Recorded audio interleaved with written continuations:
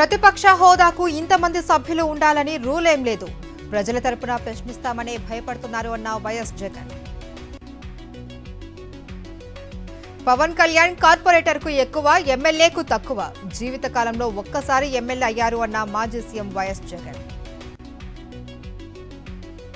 MLC ఎన్నికల్లో rigging చేసే వాళ్లను ఎప్పుడూ చూడలేదు. ఉత్తరాంధ్ర ఎన్నికల్లో టీచర్లు బుద్ధి చెప్పారు కదా, అక్కడ రిగ్గింగ్ కుదరదు కాబట్టే ఓడిపోయారు అన్న వైఎస్ జగన్. ఎస్ఎల్బీసీ టన్నెల్ వద్ద 12వ రోజు రెస్క్యూ ఆపరేషన్. ఇంకా దొరకని 8 మంది కార్మికుల ఆచూకీ. టన్నెల్లో దెబ్బతిన్న టీబీఎం భాగాలను కట్ చేస్తున్న సిబ్బంది. అమెరికాలో కాల్పుల కలకలం. దుండగుల కాల్పుల్లో రంగారెడ్డి జిల్లా విద్యార్థి మృతి.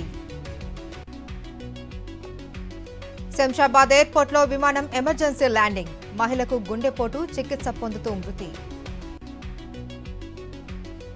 కాకినాడ జిల్లా చిన్నబొడ్డు వెంకటయ్యపాలెంలో దుండగుల దుశ్చర్య. వైఎస్ఆర్సీపీ శిలాఫలకం ధ్వంసం. కాకినాడ జిల్లా జగ్గంపేటలో గంజాయి పట్టివేత. 492 కిలోల గంజాయిని సీజ్ చేసిన పోలీసులు. 8 మంది అరెస్ట్. భద్రాద్రి కొత్తగూడెం జిల్లా చర్ల ఎంఆర్ఓ ఆఫీస్ ఎదుట బీఆర్ఎస్ ధర్నా. కాంగ్రెస్ ఇచ్చిన హామీలను నెరవేర్చాలి అంటూ డిమాండ్.